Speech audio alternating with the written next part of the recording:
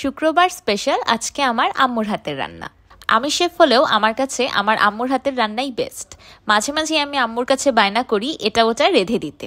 প্রতি শুক্রবারই আম্মু আমাদেরকে স্পেশাল কিছু রান্না করে দেয়, তাই মনে করলাম এই শুক্রবার আমি ভিডিও করে আপনাদের সাথেও শেয়ার করি। আম্মু রান্নার প্রিপারেশনস অলরেডি সব করে ফেলেছে, এখন রান্না শুরু করে দিয়েছে। প্রথমেই আম্মু কড়াইয়ে তেল দিয়ে দিল। তেলে কিছু গরম মশলা দিয়ে দিল, যেমন তেজপাতা, দারুচিনি, এলাচ, লং আর স্টার এনিস। গরম মশলাগুলোকে হালকা ভেজে নিয়ে দিয়ে দিল পেঁয়াজ কুচি। আম্মুদের রান্নার স্টাইল কিন্তু আমাদের থেকে খুব আলাদা হয়। আমার আম্মু সবসময় নিজের আন্দাজ অনুযায়ী বুঝে বুঝে তেল মশলা দিয়ে থাকে, তাও সবসময় আমার থেকে অনেক বেশি মজা হয়। পেঁয়াজও আন্দাজ অনুযায়ী দিয়েছে, কিন্তু আমার দেখে মনে হলো 2 কাপের মতো পেঁয়াজ দিয়েছে। পেঁয়াজগুলোকে তেলে হালকা ভেজে নিয়ে দিয়ে দিল আদা রসুন বাটা। আমার আম্মু সবসময় চেষ্টা করে ফ্রেশ আদা রসুন বাটা দিয়ে রান্না করার, এতে করে নাকি রান্নার স্বাদ বেশি ভালো আসে।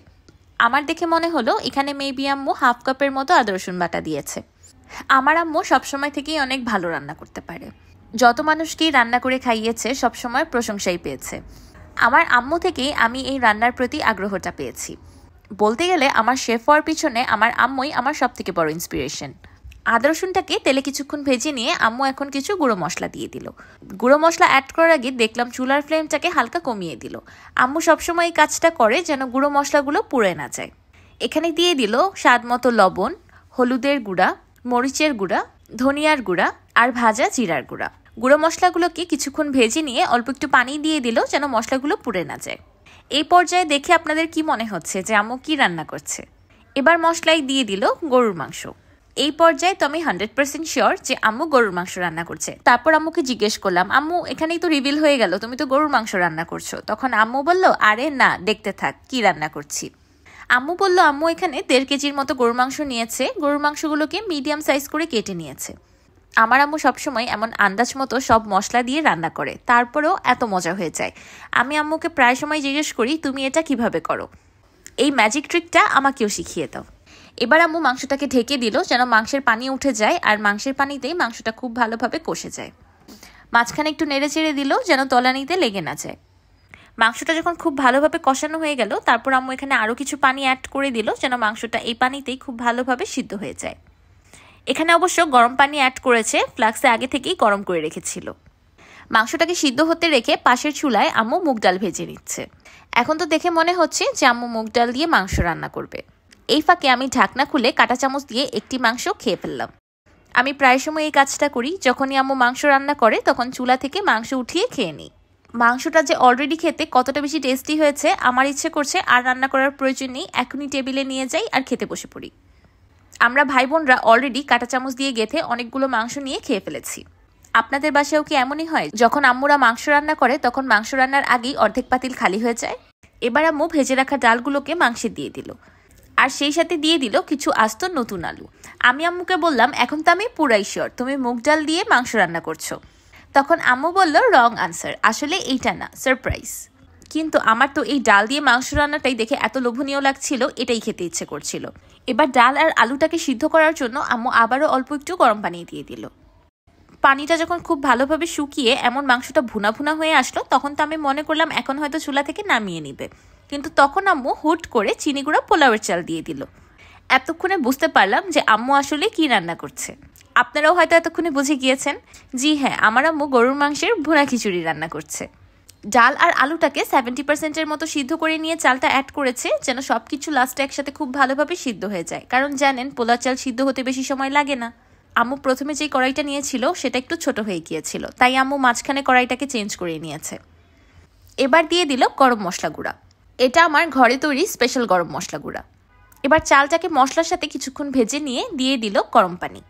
আম্মুকে আমি জিজ্ঞেস করলাম, কতটুকের মধ্যে কি কি দিলা একটু আমাকেও বলো। তখন আম্মু বলল 1.5 কেজি মাংসর জন্য 1 কাপ ডাল আর 4 কাপ চাল নিয়েছিল, আর এখানে 5 কাপ পানি দিয়ে দিল, কারণ মাংসের মধ্যে যেই ঝোলটা ছিল সেটা কভার আপ হয়ে এখানে সবকিছু একসাথে খুব ভালোভাবে সিদ্ধ হয়ে যাবে, আর খিচুড়িটাও একদম ঝরঝরে হবে। এই পর্যায়ে আমি বললাম, আম্মু আমাকে একটু ঝোল দাও, আমি লবণটা চেক করে বলি হয়েছে কিনা। দেখলাম লবণটা একটু কম হয়েছে, তাই আম্মু আবারও লবণ দিয়ে দিল। আপনারা এতগুলো দেখে মনে করছেন যে আমরা তো বেশি খাই, আসলে বিষয়টা এমন না। আমার আম্মু আসলে কম রান্না করতেই পারে না, যখনই রান্না করে তখন বড় বড় হাঁড়ি পাতিল নিয়ে বসে রান্না করার জন্য। এবার দিয়ে দিল কতগুলো কাঁচামরিচ। পানিটা যখন শুকিয়ে এমন চাল বরাবর চলে এসেছে তখন খিচুড়িটাকে গোল করে ঢেকে দমে দিয়ে দিবে। এই সময় চুলার ফ্লেমটাকে একদম লো করে দিয়েছে যাতে তলানিতে লেগে না যায়। 10 মিনিটের জন্য খিচুড়িটাকে দমে রেখেছিল, এবার উল্টে দিচ্ছে। আমি এবার এক দৌড় দিয়ে গোসল করে আসি যেন এসেই গরম গরম খেতে পারি, কারণ খিচুড়িটা উল্টানোর সময় এত সুন্দর একটা ঘ্রাণ আসছিল যে ঘ্রাণেই পেট ভরে যাচ্ছিল। আমার আম্মুর হাতের গরুর মাংসের ভুনা খিচুড়ি বলে কথা, best food in the world.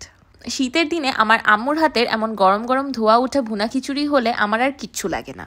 দেখতেই পারছেন খিচুড়িটা কত সুন্দর ঝরঝরে হয়েছে। আমার আম্মু এতগুলো খিচুড়ি রান্না করেছে এত ছোট একটা পাতিলে চাপাচাপি করে, তারপরেও খিচুড়িটা এতটা বেশি ঝরঝরে হয়েছে, একদমই লেগে যায়নি। প্রত্যেকটা চাল ডাল একদম সুন্দরভাবে সিদ্ধ হয়েছে। কম করে রান্না করতে কিন্তু কম বেশি সবাই পারে, আর সেটা ইজিও, কিন্তু বেশি পরিসরে রান্না করাটা যেমন কঠিন সেটা সবাই পারেও না। এই কাজটা আমার আম্মু আবার খুব ভালোভাবে পারে, তাই আমি মাঝে মধ্যে আমার আম্মুকে বলি, আম্মু তুমি একটা রেস্টুরেন্ট দাও। আমার দাদু বাড়ি বা নানু বাড়ি যে কোনো ছোটোখাটো ফাংশনের জন্য আমার আম্মুকেই সবসময় রান্নাঘরে বসিয়ে দেয় রান্না করার জন্য, কারণ আমার আম্মুর কাছে 100-200 জনের রান্না করা কোনো ব্যাপারই না।